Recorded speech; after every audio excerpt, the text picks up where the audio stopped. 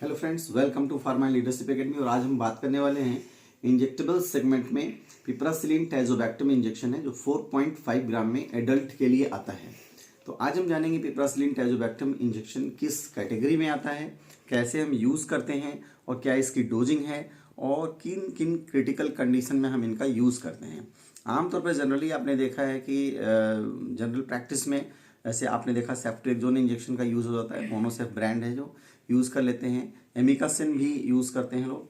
लेकिन कब ऐसी कंडीशन आती है कि जब हम पिपरासिलिन टैजोबैक्टम पर स्विच करते हैं, तो जब भी केसेस होते हैं कॉम्प्लिकेटेड इंट्रा एब्डोमिनल इन्फेक्शन के या LRTI के, लोअर रेस्पिरेटरी ट्रैक्ट इन्फेक्शन के, या SSTI यानी skin and soft tissue infection के, जहाँ क्रिटिकल केसेस होते हैं, या ESBL जहाँ पे एक्सटेंडेड स्पेक्ट्रम बीटा लैक्टेमेजेस की प्रॉब्लम्स होती है, वहाँ पर हम पिपरासिलिन टैजोबैक्टम की तरफ स्विच करते हैं। हालांकि और भी एंटीबायोटिक्स अवेलेबल हैं जो इससे भी हायर सेगमेंट के होते हैं, बट आप देखेंगे फर्स्ट लाइन थेरेपी जो ESBLs के लिए यूज़ की जाती है दैट इज पिपरासिलिन टैजोबैक्टम। तो क्या होता है, आइए हम इसके बारे में देखते हैं। आप यहाँ पे देख सकते हो पिपरासिलिन 4 ग्राम, मैं यहाँ 4.5 ग्राम के बारे में डिस्कस करूंगा, और टैजोबैक्टम 500, यानी जो आपका जैसे ब्रांड्स हैं हमारे पास, जैसे जोसिन है, कैडीगार्ड है, टेजार है, टैजोमैक है, पिप्जो है, मैक्सोटाज है, और भी बहुत से ब्रांड्स हैं। तो ये 4.5 ग्राम, यानी कि इसमें 4 ग्राम जो है पिपरासिलिन होता है और 500 मिलीग्राम टैजोबैक्टम का होता है। अभी पिपरासिलिन क्या है, आप देखो वर्ड में देखो सिलीन आ गया है, ये पेनिसिलिन ग्रुप का एंटीबायोटिक है। एंटीबायोटिक ऑफ पेनिसिलिन ग्रुप अभी क्या करेगा, stops the growth of bacteria. जो बैक्टीरियल इन्फेक्शन हो रहा है, यानी हम बैक्टीरियल इन्फेक्शन को ट्रीट करने के लिए इसको दे रहे हैं, तो जो बैक्टीरिया है उसकी ग्रोथ को स्टॉप करेगा, ठीक है। और जो प्रोटेक्टिव लेयर है उसका बैक्टीरिया का, उसको बनने से रोकेगा, तो बैक्टीरिया हमारा सर्वाइव नहीं कर पाएगा। अब देखो ये टैजोबैक्टम हम क्या यूज करते हैं, तो हमारे कुछ बैक्टीरिया जो हैं, जो पिपरासिलिन है उसकी कहते हैं एक्टिविटी को प्रभावित करते हैं। तो ऐसे में ये हमारा प्रॉपरली हमारा इसकी एक्टिविटी इन्हेंस हो और रेजिस्टेंस ना डेवलप होने पाए, तो ऐसे में इसको प्रोटेक्ट करने के लिए हम टैजोबैक्टम का प्रयोग करते हैं।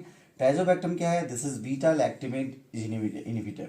Beta lactamase inhibitor, beta lactamase एक एंजाइम होता है जो कि बैक्टीरिया प्रोड्यूस करता है, और ये जो बीटा लैक्टेमेज एंजाइम होता है वो जो बीटा लैक्टम रिंग प्रेजेंट होती है इसमें, उसको ब्रेक कर देता है। तो ऐसे में हमारा जो पिपरासिलिन एंटीबायोटिक है ये वर्क नहीं कर पाता है। जब हम टैजोबैक्टम के कॉम्बिनेशन में देते हैं, तो टैजोबैक्टम जो कि बीटा लैक्टेमेज इनहिबिटर है, ये क्या करता है कि जो हमारा पिपरासिलिन है इसमें जो बीटा लैक्टम रिंग है इसको प्रोटेक्ट करेगा। ऐसे में पिपरासिलिन अपने वर्क को परफॉर्म कर पाएगा। यानी कि बीटा लैक्टेमेज इनहिबिटर जो टैजोबैक्टम हम यूज कर रहे हैं, ये रेजिस्टेंस को रिड्यूस करेगा और साथ में जो पिपरासिलिन की एक्टिविटी है अगेंस्ट बैक्टीरिया उसको रेज कर देगा, इनहेंस कर देगा। अब यहाँ पे देखिए मैंने जो दिखाया है कि बैक्टीरियल इन्फेक्शंस जहाँ पे होंगे, जो CIAI complicated intra abdominal infection होंगे, LRTI lower respiratory tract infection है, SSTI skin and soft tissue infection है, in treatment of infections caused by ESBL, और फिर देखिए first line therapy for HAP का मतलब है हॉस्पिटल एक्वायर्ड न्यूमोनिया।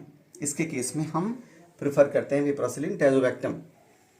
अब देखिए सेफ्टी प्रोफाइल की अगर हम बात करें, तो अगर कोई पेशेंट अल्कोहल यूज़ किया हो तो वहाँ पर भी हम इसको यूज़ कर सकते हैं, सेफ है। प्रेगनेंसी के केस में भी ये सेफ है, ड्यूरिंग ब्रेस्ट फीडिंग भी ये सेफ है, और लीवर डिजीज़ अगर किसी पेशेंट को तो वहाँ पे भी ये सेफ है। केवल हमको प्रिकॉशन कहाँ पे लेना है, यहाँ पे। अगर कोई पेशेंट है जिसको किडनी डिजीज़ है, उसको किडनी डिजीज़ की प्रॉब्लम है, तो ऐसे में डोज हमको बहुत ध्यान से देना पड़ेगा, यहाँ पे प्रिकॉशन लेने की ज़रूरत है। डोजिंग की अगर हम बात करें तो देखो आप इसको 6 आवर्ली हम डोज दे सकते हैं और 8 आवर्ली डोज। तो अगर आप 6 आवर्ली दे रहे हो इसका मतलब QID डोज है, यानी 4 आपके इंजेक्शंस पर डे देने होंगे, और 8 आवर्ली का मतलब 3, यानी मॉर्निंग आफ्टरनून इवनिंग। ये तो डोजिंग की बात हुई। अब एक देखो इंपॉर्टेंट चीज़ है कि जो पिपरासिलिन टैजोबैक्टम है हम इसको इंजर्ट कैसे करेंगे, पेशेंट को हमें इंजेक्ट कैसे करना है।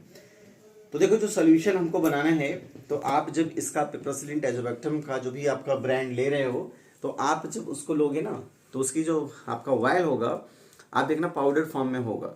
तो पाउडर फॉर्म में आपका है और आपके पास लिक्विड है, तो आप जो पाउडर है प्लस लिक्विड जो मिलाओगे ना, तो आप देखना कि तुरंत ये इजिली डिजॉल्व नहीं होता है, सॉल्यूशन तुरंत रेडी नहीं होता है। तो ऐसे में आपको क्या करना है कि आपको लेकर के इसको विग्रसली सेक करना है। It will take time. तो जब प्रॉपरली मिक्स हो जाता है सॉल्यूशन, आपका यूनिफॉर्म सॉल्यूशन रेडी हो जाता है, तो फिर आप आईवी रूट से यानी इंट्रावेनस रूट से आप इसको पेशेंट को डिलीवर करते हैं। और एक बात और है, ये जो इंजेक्शन है ये बिना डॉक्टर के प्रिस्क्रिप्शन के यूज़ नहीं करना है, सेल्फ मेडिकेशन नहीं लेना है।